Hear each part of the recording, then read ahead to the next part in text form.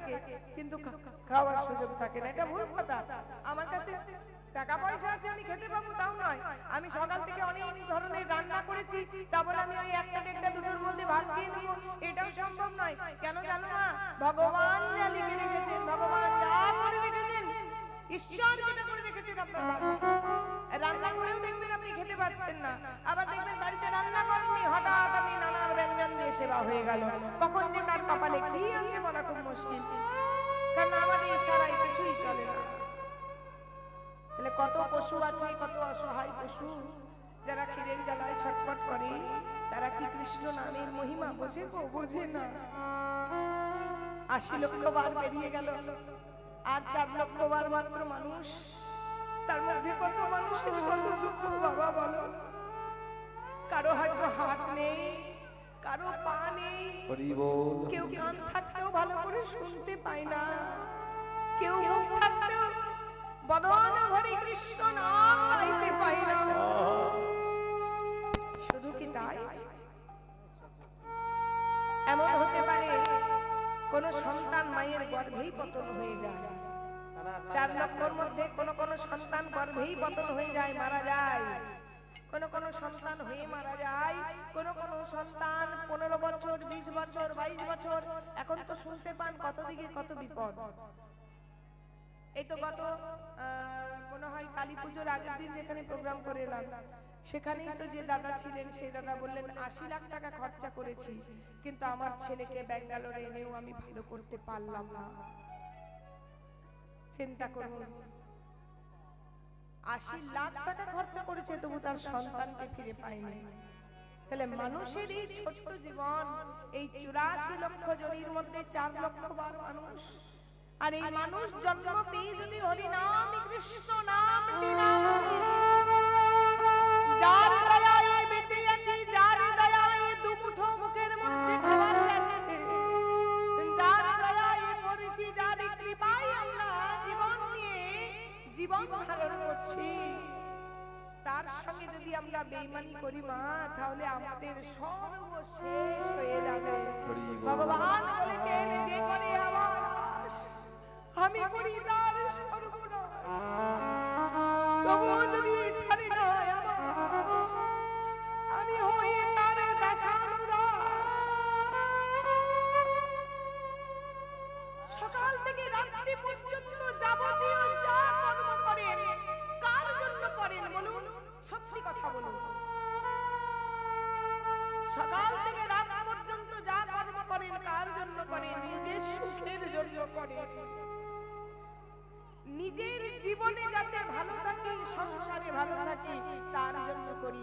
কীর্তন শুনছেন, এটাও নিজের স্বার্থেই শুনছেন। কীর্তন গাইছি, সেটা নিজের স্বার্থেই গাইছি। যেদিন স্বার্থ ছাড়া ভগবানকে ডাকবো, যেদিন স্বার্থ ছাড়া, চাওয়া পাওয়া ছাড়া, কামনা বাসনা ছাড়া ভগবানের চরণে এক ফোঁটা নয়নের জল দেব, সেদিন সত্যিকারের কৃপা হবে। ভগবান বলেছে, কিচ্ছু চাই না, আমায় সোনা দিয়ে মুক্তি হবে না, আমার জন্য ভালো ভালো ফল মিষ্টি দিতে হবে না গো। এই বিশ্ব ব্রহ্মাণ্ডের যিনি মালিক, যার ইশারা ছাড়া গাছের একটা পাতা পর্যন্ত নড়ে না, তাকে আবার আমরা কি দেব? তাকে দিতে হবে আমাদের শুদ্ধ কর্ম। কোন কর্ম? শুদ্ধ মনের ভালোবাসা। সেটা গলায় তুলসীর মালা পরেও সম্ভব, আর না পরেও সম্ভব। অনেকে ভাবে নিরামিষ খেতে পারবো না, কি করে তুলসীর মালা নেব? আচ্ছা মা, সারা জীবন যদি নিরামিষ খেতে না পারেন, তবে কি সারা জীবন আমার ভগবানকে ডাকবেন? সারা জীবন যদি আমি নিরামিষ খেতে না পারি, তবে কি আমি প্রভুর নাম কোনোদিন করব না? কে বলেছে? প্রথমে পারবেন না, কিন্তু মালাটা একবার নিয়ে দেখুন না। বলা তো যায় না ভগবানের কৃপা কখন কিভাবে কোথায় হয়ে যায়। ভগবানের কৃপা কোথায় কখন কিভাবে হয় কেউ বলে কি? কেউ জানে? জানি না। আমরা জানি যে ভগবানের কৃপা কোথায় কখন কিভাবে হবে। একটা দৃষ্টান্ত দিই বাবা। একদিন আমাদের চতুর্ভুজ নারায়ণ ক্ষীরোদ সাগরের উপর ঘুমিয়ে আছে। হরি বল। ভগবান কি আর ঘুমিয়ে থাকে গো? ক্ষীরোদ সাগরের উপর যখন ঘুমিয়ে আছে, অনন্ত নাগের উপর ঘুমিয়ে আছে, আর তার চরণটি সেবা করছে কে? মা লক্ষ্মী। আর সেই সময় নারায়ণের যে বৃদ্ধাঙ্গুলি আছে, সেই বৃদ্ধাঙ্গুলিটি, ডান চরণের বৃদ্ধাঙ্গুলিটি ওই জলের মধ্যে একবার করে ডুবছে, একবার করে উঠছে। ক্ষীরোদ সাগরে একবার করে ডুবছে, একবার করে উঠছে। আর সেই ক্ষীরোদ সাগরের বুকে খেলা করছিল একটি কচ্ছপ। কচ্ছপটি খেলা করছে। কচ্ছপটি খেলা করতে করতে দেখেছে কি যে প্রভুর চরণের বৃদ্ধাঙ্গুলিটি জলের মধ্যে একবার করে ডুবে যাচ্ছে। হরি বল। তো সেই কচ্ছপের মনে বাসনা হলো, প্রভু আমাদের জন্মটা মানুষ নয় বলে কি তোমার চরণ আমরা স্পর্শ করতে পারবো না প্রভু? হলেই না কচ্ছপ, সবই তো তোমার হাতে। তুমি আমায় যে জন্ম দিয়েছো, সে জন্ম পেয়েই না হয় আমি তোমার ভজনা করলাম। হরি বল। কচ্ছপ কি করেছে কি, ওই নারায়ণের চরণের কাছে আস্তে আস্তে আস্তে আস্তে জলের ভেতর দিয়ে গিয়েছে। যেই জলের ভেতর দিয়ে গিয়েছে আর ওই চরণকে স্পর্শ করতে যাবে, সঙ্গে সঙ্গে কিন্তু অনন্ত নাগ ফস করে উঠে যায়। তোর এত বড় আস্পর্ধা, সামান্য কচ্ছপ জনিত জন্ম হয়ে তুই আমার নারায়ণের চরণ স্পর্শ করছিস? এত বড় আস্পর্ধা! কত মুনি ঋষি যোগীগণ যুগ যুগ তপস্যা করে যার চরণ পায় না, তুই সামান্য কচ্ছপ হয়ে আমার প্রভুর চরণ স্পর্শ করছিস। ছুটে চলে গেছে। আবার যেই না অনন্ত নাগ একটু অন্যমনস্ক হয়েছে, কচ্ছপটা কিন্তু আবার চুপি চুপি চুপি চুপি গিয়েছে চরণটাকে ধরবার জন্য। হরি বল। এই যে ব্যাকুলতা, এই যে আকুলতা, তবেই তো কৃষ্ণ মিলবে। ব্যাকুলতার হৃদয় নিয়ে, আকুলতার হৃদয় নিয়ে যেই না চরণটি স্পর্শ করতে গিয়েছে, মা লক্ষ্মী বলছে খবরদার বলছি, প্রভুর চরণ স্পর্শ করবি না, বেরিয়ে যা। কচ্ছপটি নয়নের জলে ভাসছে। প্রভু ও গো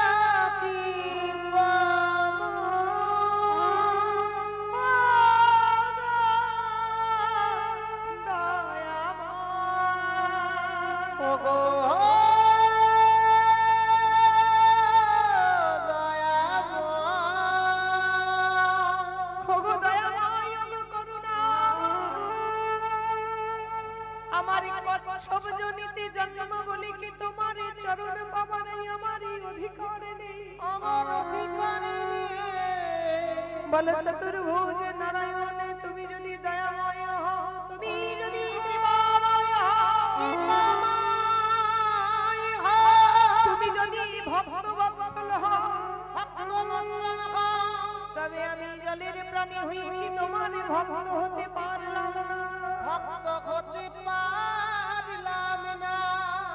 ভগবান সকল জ্বালা সহ্য করে না ভক্তের অহংকার আর চোখের জল। যেই না কচ্ছপটি চোখের জলে সমুদ্রের জলে আকার করে দিল, ভগবান মনে মনে চিন্তা করলো, যে জনিতেই জন্ম হোক না কেন, জন্ম হোক যথা তথা, কর্ম করো ভালো, তোমার কর্ম যদি ভালো থাকে তথাস্তু, আমার আশীর্বাদ সব সময় আছে, কৃপা করার জন্যই আমি আছি, তবে এ জন্মে নয়, ঠিক কোনো না কোনো জন্মে তোর কৃপা হয়ে যাবে। হরি বল, হরি হরি।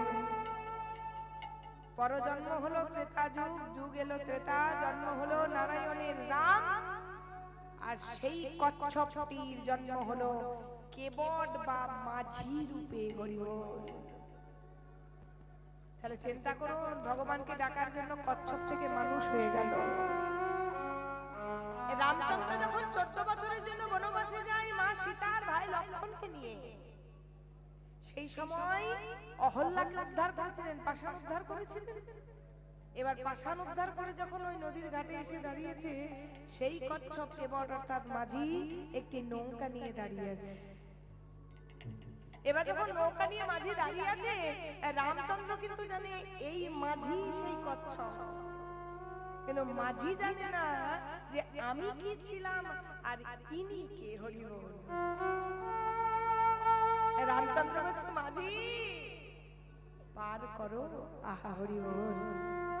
যিনি ভবভারের কর্তা, যিনি আমাদের পারাপার করে, হরি বল হরি বল, তিনি আজকে মাঝিকে বলছে মাঝি পার করো, মাঝি পার করো।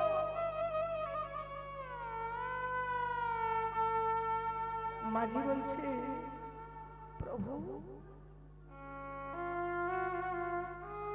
পার তো করবই, কিন্তু তার আগে আপনার চরণটা একটু দেবেন, আমি একটু ধুইয়ে দেব। হরি বল। কেন মাঝি কেন? আমার চরণ তুমি ধোয়াবে কেন? এই যে কিছুক্ষণ আগে দেখলাম আপনার চরণের স্পর্শে একটা পাষাণ উদ্ধার হয়ে গেল। একটা পাষাণ বা পাথর যদি উদ্ধার হয়ে যায়, তাহলে আপনার চরণের স্পর্শে যদি আমার নৌকাটা উদ্ধার হয়ে যায়, আপনি তো সবই জানেন এই নৌকাটা ছাড়া আমার আর সংসারে কিছুই নেই। ছেলে বউয়ের মুখে দুমুঠো ভাতও তুলে দিতে পারবো না। তাই নৌকাটা উদ্ধার হওয়ার আগে আপনার চরণটা ধুয়ে আমি যে মাথায়। প্রভু তোমার চরণে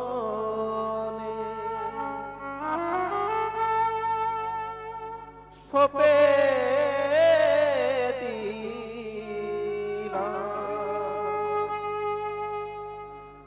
আমার দুটো নয়ন তারা। প্রভু তোমার চরণে হরি বল হরি বল সপে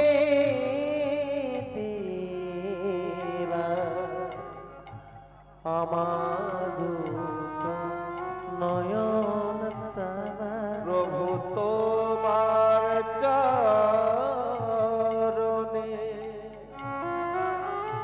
সপে দিনা আমার দুটো নয়ন তারা। প্রভু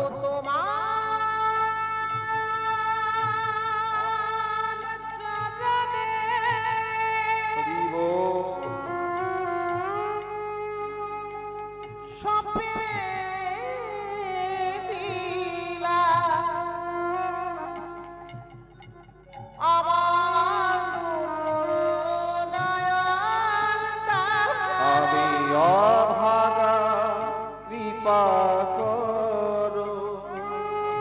আমি অভাগা কৃপা করো। আমি অভাগা কৃপা করো। আমি অভাগা কৃপা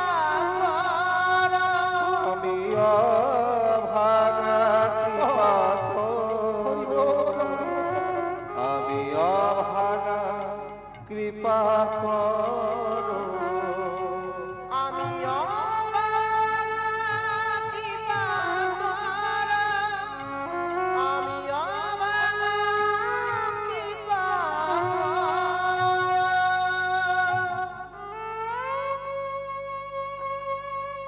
সঙ্গে সঙ্গে রামচন্দ্র বলছে মাঝি তোমার মনের বাসনা যদি তাই হয় তুমি তাই করো। এবার রামচন্দ্রের চরণ দুটো আহা হরি বল হরি বল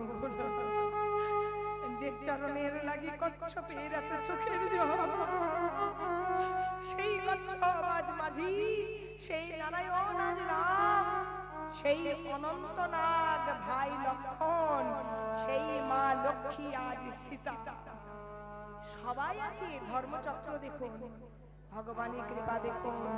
আজ কেউ তাড়িয়ে দিচ্ছে না, কেউ বলছে না দূর হ, কেন? তার কর্মের জন্য। রামচন্দ্রের চরণ দুটো হৃদয়ে ধরে নয়নের জলে স্নান করাচ্ছে। নিতাই গৌর হরি বল। এই ভগবানের কৃপা কখন কিভাবে কোথায় হয় এ কথা বলা কিন্তু খুব মুশকিল বাবা। শুধু কর্মটা করে রাখতে হবে। কর্ম যদি আমরা সঠিক করে রাখি, কৃপা করার জন্য ভগবান খুব তাড়াতাড়ি নেমে আসে। নিতাই গৌর হরি বল হরি বল। তাই বলছে ধর্ম কর্ম বহু দূরে। আমরা ধর্ম থেকেও সরে গেলাম, আমরা নিজেদের কর্ম থেকেও সরে গেলাম। আমরা যদি ধর্ম নিয়ে থাকি, কর্মটা সঠিক থাকে, তবে কৃপা ঠিক আমাদের একদিন হবে। দেখুন বাবা, আমার গৌরাঙ্গ মহাপ্রভুর এমন কৃপা, এমন করুণা, তো আমার পদকর্তা কলম দিলেন কি জানেন? আমার গোরা গুণ কহনি না যায়। কি না, গৌরাঙ্গের গুণের কথা বলে কিন্তু শেষ করা যায় না। আমার গোরা গুণ কহনি না যায়। ভাই রে ভাই, গোরা গুণ কহনে না যায়। ওরে ভাই রে ভাই, গোরা গুণ কহনে না যায়। ওরে ভাই রে ভাই, কহনে না যায়। কত শত আনন্দ, হরি বল হরি বল। কত শত আনন্দ আছে। আগো আনন্দ মানে কি আর চতুর আনন্দ মানে কি? চতুর আনন্দকে চারটে মুখ কার? ব্রহ্মা। আর পাঁচটা মুখ কার? শিবের। তাহলে শিব পাঁচটা মুখ নিয়ে বলে গৌরাঙ্গের গুণের কথা শেষ করতে পারছে না।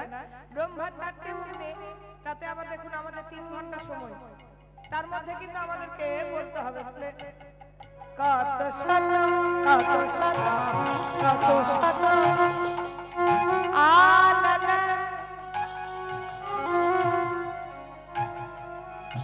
কত চতুর ওই না কত সাত আনন্দ, কত চতুর ওগো বরণিয়া।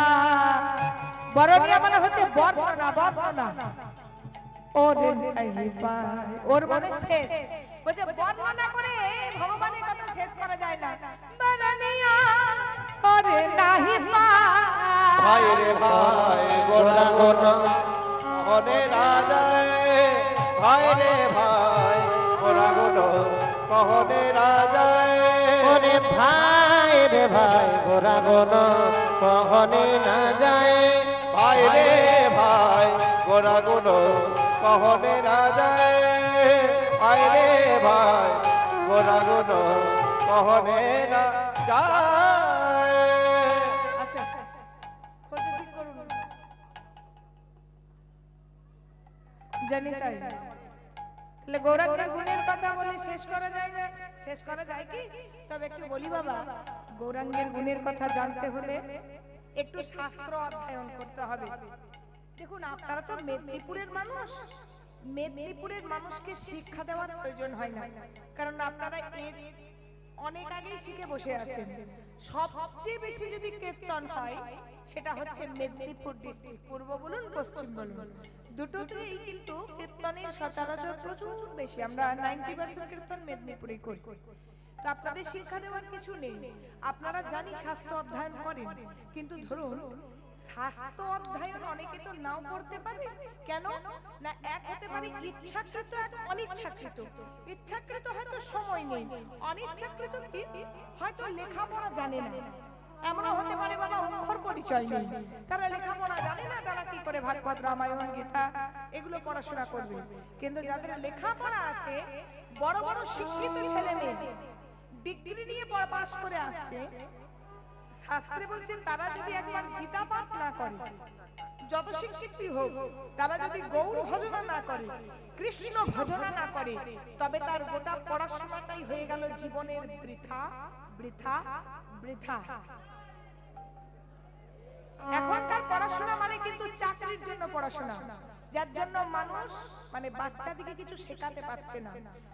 বাচ্চা কত নাম্বার করলো সেটা দেখবেন না, ভালো করে কথাটা বুঝবেন। আমার ছেলে 100-র মধ্যে পেয়েছে 70, যদি 70% নিজে পেয়ে থাকে, যদি শিখে থাকে 70%, সেটাই আপনার কাজে লাগবে। আপনি পেয়ে গেল 100-তে 100 মানে ভাবেন না আমার ছেলে খুব মেরিট ছেলে। কেন বলুন তো? বাচ্চা কতটা শিখছে সেটা দেখবেন, বাচ্চা কত নাম্বার পেল সেটা দেখে লাভ নেই, কতটা আমার বাচ্চা শিখতে পারছে। তাহলে যতই শিক্ষায় শিক্ষিত হোক না কেন, শাস্ত্রে বলছে যদি গৌর ভজনা না করে, কৃষ্ণ ভজনা না করে, দেখবেন বড় বড় ডাক্তাররা পর্যন্ত বলে আমরা তো আছি, কিন্তু একবার ভগবানকে ডাকুন, হরি বল। ওই ছুরিটা ধরার আগে কিন্তু একবার তাকে স্মরণ করে। কেন কেন স্মরণ করে না? তার জীবন মরণটা তার উপর নির্ভর করছে না, নির্ভর করছে কার উপর? নিতাই গৌর হরি বল, তার উপর।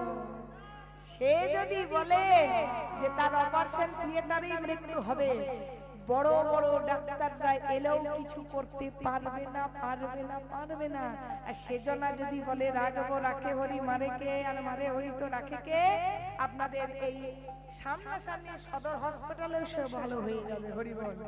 এগুলো বলা কিন্তু খুব ভুল। তাই দেখুন, শিক্ষিত যতই হোক না কেন, যদি শাস্ত্র অধ্যয়ন না করে, তার শিক্ষাটা বৃথা। একটা অন্ধ মানুষের সামনে যদি একটা আয়না ধরান, অন্ধ মানুষটা আয়নার মর্মটা বুঝবে? তেমন শিক্ষিত ব্যক্তি হয়ে যদি আমার গৌর ভজনা না করে, ওই অন্ধের সামনে আয়না ধরানোর মতোই কর্ম হবে। বেদ বিদ্যা দুহ কিছু নাহি জানত, ও বেদ বিদ্যা দুহ কিছু নাহি জানত, বেদ বিদ্যা দুহ কিছু নাহি জানত, বেদ বিদ্যা দুহ কিছু নাহি জানত। সে যদি আমার গৌরাঙ্গ নাহি ভজে, সে যদি আমার গৌরাঙ্গ নাহি ভজে, সে যদি আমার গৌরাঙ্গ নাহি ভজে, সে যদি আমার গৌরাঙ্গ নাহি ভজে। এবারে বৃথা তারে অধ্যয়ন, বলছে পড়াশোনার কোনো দাম নেই গো।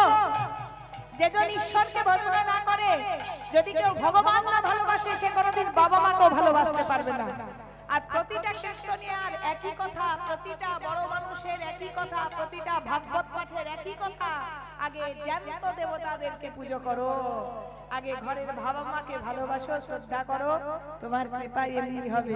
পিতা তারে অধ্যয়ন লোচন দিল জনে, অবতর বনে অন্ধের দিবাকা, দরবনে অন্ধের দিবাকা। ও বেদ বিদ্যা দুহ কিছু নাহি জানত, সে যদি আমার গৌরাঙ্গ নাহি ভজে, সে যদি আমার গৌরাঙ্গ নাহি ভজে। দেখুন, জনিতায় জয় রাধেশ্যাম, হরে কৃষ্ণ। আস্তে আস্তে, ঠিক আছে। এবারে ধরুন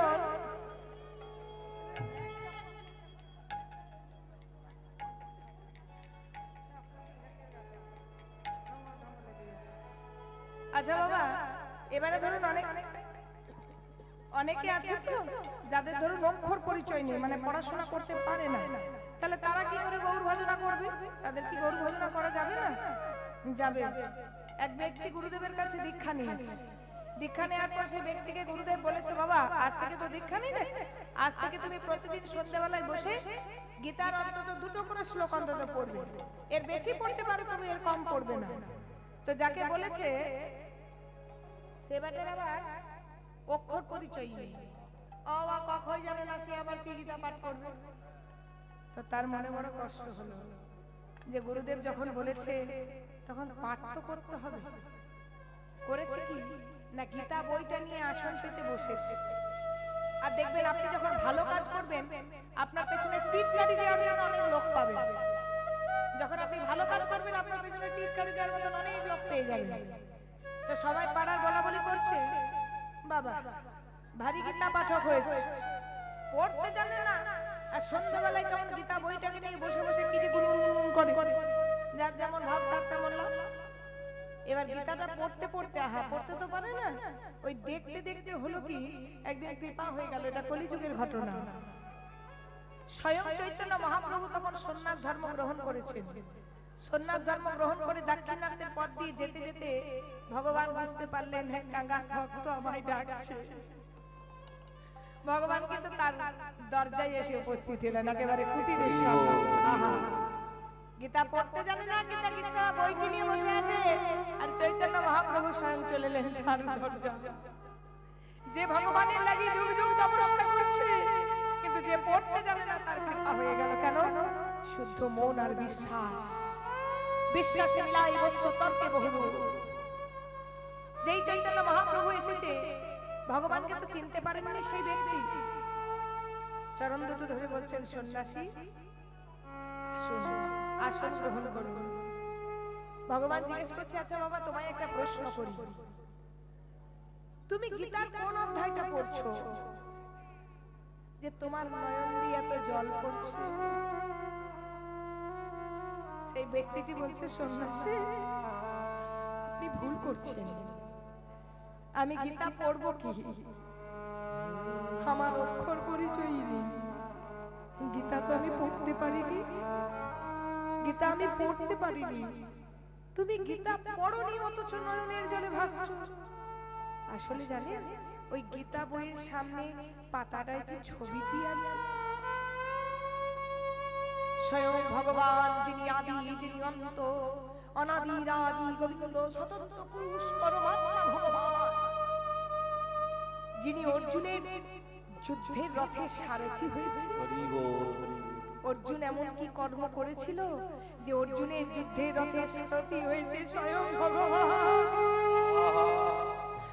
আমি এই ছবিটি দেখি আর প্রত্যেকদিন নয়নের জলে ভাসি আর মনে মনে ভাবি, ভগবান এমন কি কর্ম করলে আমার এই সংসারে যে অনবরত যুদ্ধ চলছে সেই যুদ্ধে রথের সারথি হবে তুমি? বলো প্রভু, কবে তুমি আমার এই সংসার যুদ্ধে রথের সারথি হবে? কবে তুমি সংসার যুদ্ধে রথের সারথি হবে? কবে সংসার যুদ্ধে রথের সারথি হবে? তাহলে চিন্তা করুন, গীতা পড়তে পারে না, গীতা বইটা দেখে দেখে কৃপা হলো। যার জন্য কি বলছে, বেদ বিদ্যা পড়তে না পারো অন্তত বইগুলোকে একবার করে ছুঁবে।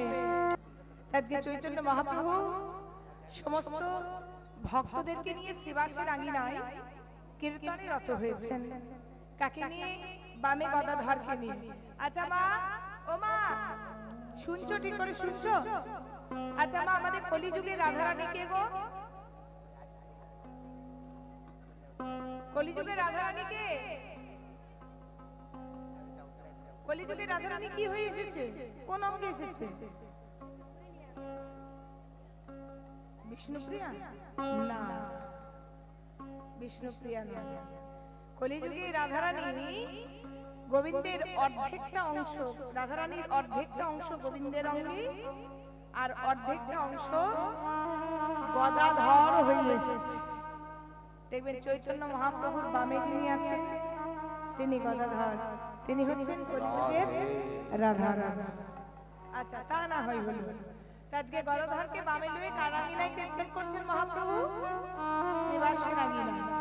তো ভক্ত শ্রীবাসটিকে, আচ্ছা বলুন তো মা, স্বর্গে একটা দেবতা আছে, এর কথা ওকে ওর কথা ওকে লাগিয়ে ভাজিয়ে বেড়ায়, কি নাম বলুন তো? এত স্পিডে তাড়াতাড়ি বলে দিলেন, রাধারানীকে বলতে পারলেন না, আর লাগান ভাজানকে করে বলে দিলেন। আপনাদের পাড়ায় আছে নাকি? পাড়ায় পাড়ায় আছে না? এটা খুব তাড়াতাড়ি বলে দিলেন তো, ওই জন্য। তো দেবশ্রী নারদ হচ্ছে ভক্ত শ্রীবাস। নারদ নারায়ণ নারায়ণ করে গান করতো, তো যার জন্য বলেছিল না গো তুমি এই জন্মে নারায়ণ নারায়ণ বলছো, পরজন্মে তোমার নারায়ণ স্বয়ং কীর্তনে রত হবে। তাহলে চৈতন্য মহাপ্রভু আজ ভক্তদেরকে সঙ্গে নিয়ে কপাটটি বন্ধ করে নিশি জাগরণের কীর্তন গাইছেন। আজ কপাট দিয়া কীর্তন করে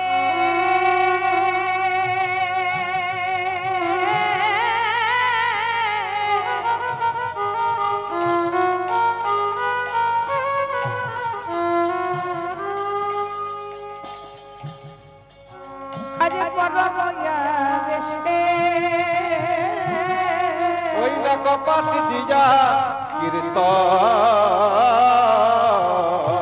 করে প্রভু আমার পরময়া আবেশে কপাট দিয়া কীর্তন করে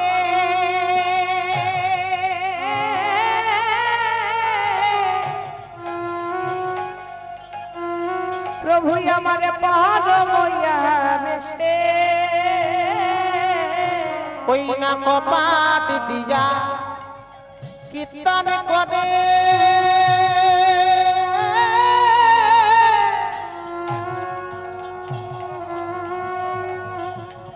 প্রভু আমার পরময়া বেশে। এবারে পাষণ্ডগণ জ্বলে মরে না পাইয়া প্রবেশে। এবারে পাষণ্ডীগণ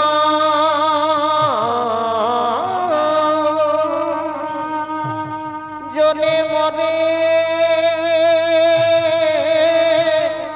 না পায় প্রবেশে। দেখো পাষণ্ড। আচ্ছা বাবা, পাষণ্ড মানে কি বলুন তো? পাষণ্ড মানে কি? কাদেরকে বলে পাষণ্ড? যারা কীর্তন শোনে না? না, যারা কীর্তন শোনে না তারা নয়। ধরুন কেউ কীর্তন শুনছে না, আবার কাউকে শুনতেও দিচ্ছে না, পাষণ্ড ভাগবতে বলছে তারা। ধরুন কেউ একজন মন দিয়ে শুনছে, এই ধরুন আপনাদের সেবার ব্যবস্থা হয়েছে এখানে। ধরুন কেউ একজন মন দিয়ে শুনছে, পাশে পাশে করে চল চল চল, ভিড়টা একটু কমেছে, সময় খেয়ে নি। এই যে নিজেও শুনলো না আর পাশের জনকেও শুনতে দিল না। ভাগবতে তাদেরকে বারে বারে ধিক দিচ্ছে। কেন না? তারাই হচ্ছে পাষণ্ড, যারা কীর্তন করে না, করতে দেয় না, যারা শোনে না, শুনতে দেয় না। তো নবদ্বীপে মহাপ্রভু আছেন বলে তো নবদ্বীপে এমন নয় যে নবদ্বীপে সবাই ভালো মানুষ। সবাই যদি ভালো হতো তাহলে কি আর নিতাই চাঁদের মাথা ফাটতো গো? হ্যাঁ, তো যারা পাষণ্ড আছে তাদের জন্য চৈতন্য মহাপ্রভু কপাটটা বন্ধ করে দিয়েছে, তাদের প্রবেশ নিষেধ।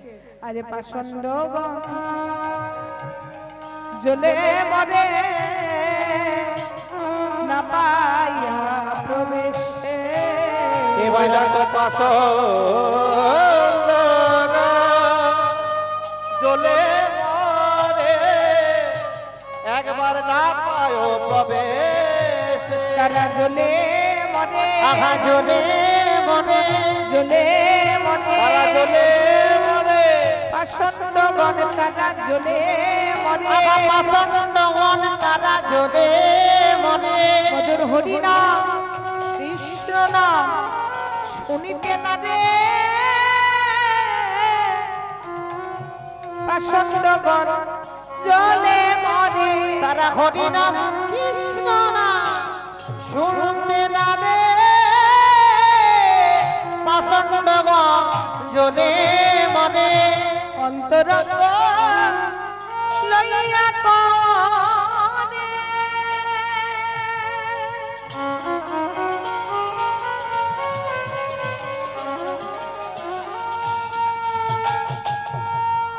প্রভু আমার রসয়াস্বাদ বহিরঙ্গ লইয়া করে প্রভু আমার নাম সংকীর্তন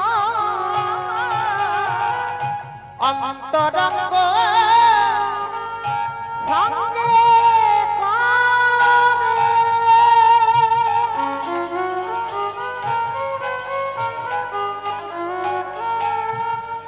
রসয় সারা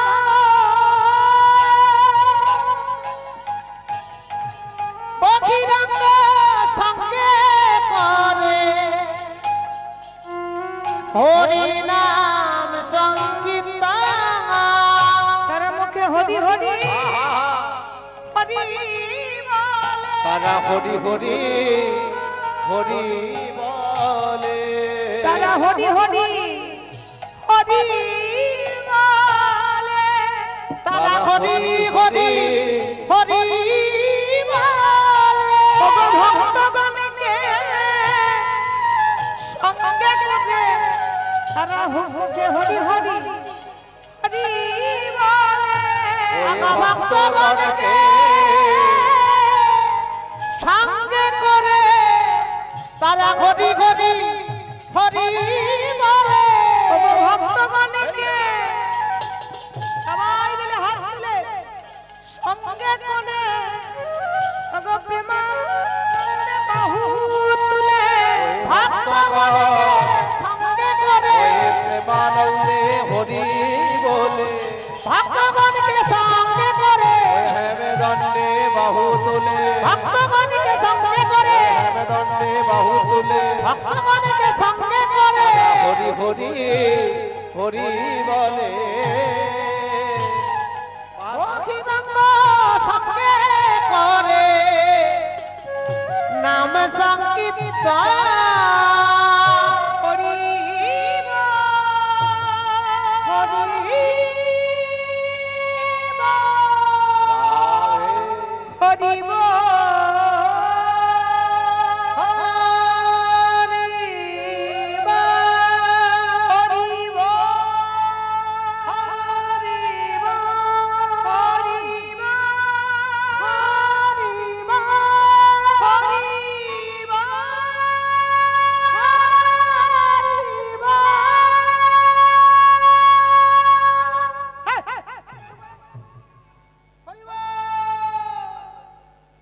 চিৎকার করছে খালি কানের কাছে হরি বল করে জ্বলে গেল চলে গেল চলে গেল কান জ্বলে গেল সকাল নেই রাত্রি নেই দুপুর নেই দিন না তুই হরি বল ওই বেটা নিমাই ছোড়া দিন রাত ওই হিন্দু ধর্মে মরা ফেলার নাম নিয়ে হরি বল বলছে ওটা হিন্দু ধর্মে মরা ফেলতে যায় ওই নামে ওই যে গো শ্মশান ঘাটে যখন চার কানে করে যায় ওই নামটাকে নিয়ে ওই বেটা নিমাই ছোড়া সারা নবদ্বীপকে কলুষিত করে দিচ্ছে সারা নবদ্বীপের মানুষকে দেখতে দিচ্ছে হ্যাঁ গো এই যে ধরুন আপনারা বয়স্ক মানুষ কি বুড়ো হয়েছে না আমাদের মতো নিয়ে গেছেন বলুন বুড়ো হয়েছে এই আপনাদের মতো বুড়ো গুলো সামনে বসলে আমার খুব রাগ ধরে যায় বলুন তাই বল কেন বলুন তো খিচির করবে এই আওয়াজ বেশি হচ্ছে বাজনা বেশি হচ্ছে এটা হচ্ছে না ওই ভাগ থেকে বলো এই থেকে বলো এই বিরক্তি ধরা তোমরা কি বলো কালে কালে দেখবো কত গো বলি বেঁচে থাকলে যে আরো কত কিছু দেখতে হবে মা তো নবদ্বীপের বুড়োগুলোরও হয়েছে তাই জ্বালা বলি কালে কালে আর কত দেখবো বলি বেঁচে থাকলে নবদ্বীপের বুড়োদের বলছি আপনাদেরকে বলিনি নবদ্বীপের বুড়োগুলো কি বলছে তা আবার ব্রাহ্মণ সমাজ বৈষ্ণব সমাজ বলছে বেঁচে থাকলে যে আরো কত কিছু দেখতে হবে বলে নবদ্বীপ তো কলুষিত হয়ে গেল যেখানে প্রত্যেক দিন গীতা পাঠ হতে হয় ভাগবত পাঠ হতে হয় বেদ অধ্যয়ন হতে হয় সেখানে কেউ বেদ অধ্যয়ন করে না গীতা পাঠ করে না ভাগবত পাঠ করে না ঠিক বলেছো ওই বেটা নিমাই ছোড়া ওই শ্মশানের নামটাকে নিয়ে দিনরাত ঘরের বউগুলোকে টেনে ছেলেগুলোকে টেনে নাম করছে গো বলি কীর্তনে সব রত হয়েছে ওহে নারত্ন ওহে বাচস্পতি কিছু একটা উপায় বের করতেই হবে। এই যে তার কলঙ্কার এই যে উপায় বের করো। উপায় করতে হবে কিছু। তর্করত্ন, ন্যায়রত্ন, বলি শোনো শোনো, এইভাবে বসে থাকলে হবে না, চুপচাপ হাত পা গুটিয়ে হ্যাঁ, এর একটা বিহিত করতেই হবে। এর কিন্তু একটা বিহিত করতে হবে। কেন জানো? এইভাবে যদি নবদ্বীপ কলুষিত হয়, অপসংস্কৃতিতে ভরবে। কারণ সারা বিশ্ব বাংলা জানে নবদ্বীপ হচ্ছে শিক্ষা নিকেতন। এখানে মানুষ আছে শিক্ষা গ্রহণ করতে, তারা কি শিক্ষা নেবে? ওই শ্মশানে মরা ফেলার নাম নিয়ে হরিবল হরিবল করে যাচ্ছে। তাহলে এখন একটা কাজ করতে হবে, যে কোনো উপায়ে নবদ্বীপ থেকে নিমাইকে তাড়াতে হবে। হরিবল হরিবল, কি বলেন? উপায়টা এটাই বার করতে হবে যে নবদ্বীপ থেকে নিমাইকে না তাড়ালে কিন্তু এই হরিনাম বন্ধ হবে না। তো হ্যাঁ গো, পাশের পুরো বলছে, হ্যাঁ গো, চেষ্টা কি আর কম হলো? হ্যাঁ, অনেক তো চেষ্টা হলো। বেটা জগাই মাধাইকে কত মদ গেলালাম, যে মদটা গিলে যায় একবার ওই নিতাই আর নিমাইয়ের মাথাটা ফাটিয়ে দে। এই যে একে রাম হয় না, আবার সুগ্রীব দোসর হয়েছে। একাকি বেটা নিমাই ছড়া, আবার পাগলা নিতাইটা ধেই ধেই করে। আরে ওই নাইরত্ন শুধু কি তাই, তান্ত্রিক চাপাল গোপাল, যার তন্ত্রের জোরে কত কিছু হতো, তাকে দেখেছো? তাকে তার এখন দেখতেই পাওয়া যায় না। কেন দেখতে পাবে? ওই বেটা জগাই মাধাই যা হলো, ওর তাই অবস্থা কি হলো? জগাই মাধাইয়ের কি হলো? বেটা মদ ছাড়া দিলে মদ হতো না, সকালবেলায় উঠে মদ দিয়ে কুলকুচো করতো। ওই বেটাটা শুনেছো, মদের ভান্ড ফেলে দিয়ে হাতে দুটো কতাল নিয়ে হরিকীর্তনে মেতেছে। আর তুমি যার কথা বলছো তান্ত্রিক চাপাল গোপাল, তারও এক দশা। ওই বেটাকে বললাম যাও ওই শিবাসের দরজায় ছাদ মুন্ডার মদের বোতল রেখে এসো, হয়ে গেল উল্টো। বেটা পরের দিনে রোগিত কুষ্ঠ ব্যাধি ধরা পড়লো। হরিবল, ওকে তো আবার দেখাই যায় না। তাহলে এখন এভাবে তো হাত পা গুটিয়ে বসে রইলে হবে না। কি গো মা, নিমাইকে নবদ্বীপ থেকে তাড়াতে হবে। এইভাবে যদি চলতে থাকে তাহলে কিন্তু নবদ্বীপের টেকা তাই বলে দিলাম। এটাই তো, চলো এর একটা বিহিত করতে হবে। ও মা, আপনারা শুনতে পাচ্ছেন তো কি বলছি? ঠিকঠাক মাইকে শুনতে পাচ্ছেন? তাহলে চলুন একটা বিহিত করতে হবে। তো যারা যারা নবদ্বীপ থেকে নিমাইকে তাড়াতে চান, তারা একবার জোর করে উলুধ্বনি দেন তো মা। হরিবল হরিবল হরিবল। এখনো বন্ধ করেননি? নিমাইকে নবদ্বীপ থেকে তাড়াবেন, তাহলে এত জোরে জোরে উলুধ্বনি গুলো দিলেন যে? আপনাদেরকে জিজ্ঞাসা করলাম যে আপনারা শুনতে পাচ্ছেন, বললেন হ্যাঁ শুনতে পাচ্ছি। যেই বললাম নবদ্বীপ থেকে নিমাইকে তাড়াবেন, তারা উলুধ্বনি দেন, আপনারা একেবারে একেবারে হর হর করে দিয়ে বসলেন। ঠিকঠাক শুনছেন না নাকি? কোন দিকে মন আছে? ভোজনের দিকে না ভজনের দিকে? হ্যাঁ, এই দিনের গানের এই মজা। ওই দিকে লাইনটা কখন আসছে সেদিকে দেখতে হয়। হরিবল হরিবল।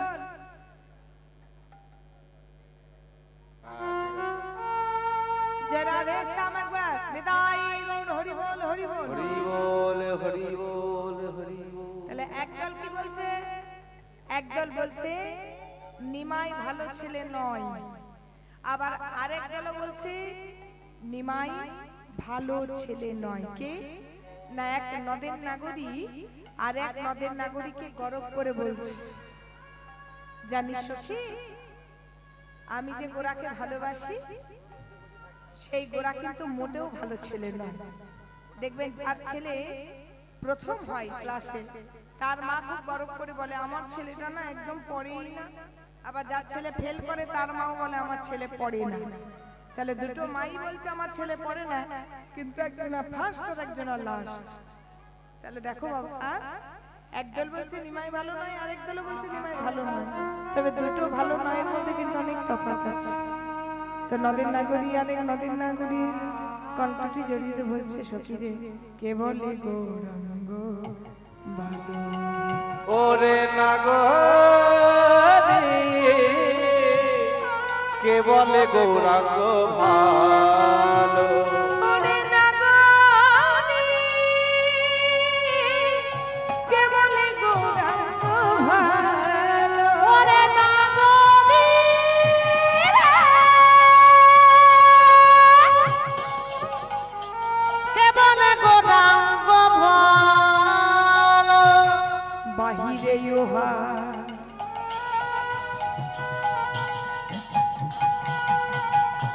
সোনার বরণ আহা বাঘিরে ওহা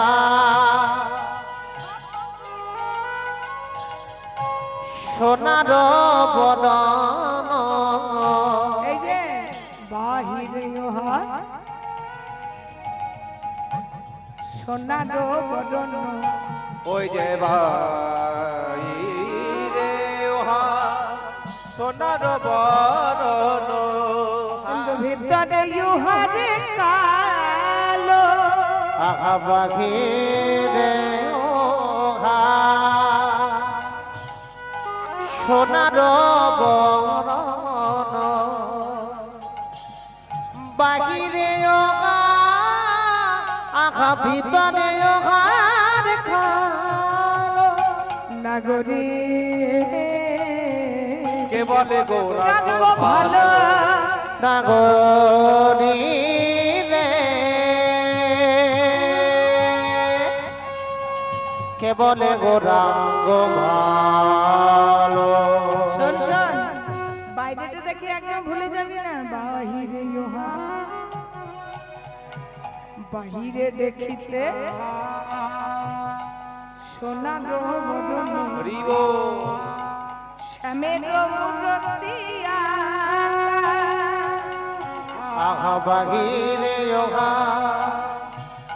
সোনার বড় শ্যামের মূরতি আঁকা আবার ভেতরে খুঁজিলে দেখিতে পাই আহা ভেতরে খুঁজিলে দেখিতে পাবে আবার ভেতরে খুঁজিলে দেখিতে পাই আহা ভেতরে খুঁজিলে দেখিতে পাইবে তিনি ঠাই তিনি মালা ভেতরে খুঁজিলে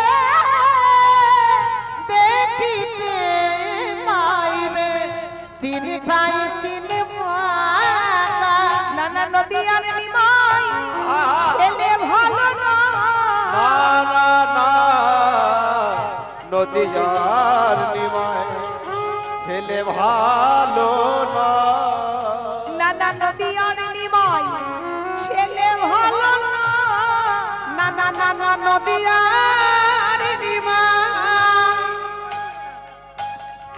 ছেলে ভালো না ওগো আমরা তাকে ভালো বলি না নানা নদী আর নিমাই ছেলে ভালো না বলি আমরা ওকে ভালো বলি না পুলিশ বলে না কেনে আমরা ওকে ভালো বলি না তোরা যে যায় বলেছি বলে না কেন ওকে ভালো বলি না তোরা যে যায় বলেছি বলে না কেন আমরা ওকে ভালো বলি না তোরা যে যায় বলেছি বলে না কেন আমার নদিয়ার নিমায় ছেলে ভালো না ভেতরে খুঁজিলে দেখিতে পাইবে তেনে ঠাই তেনে বা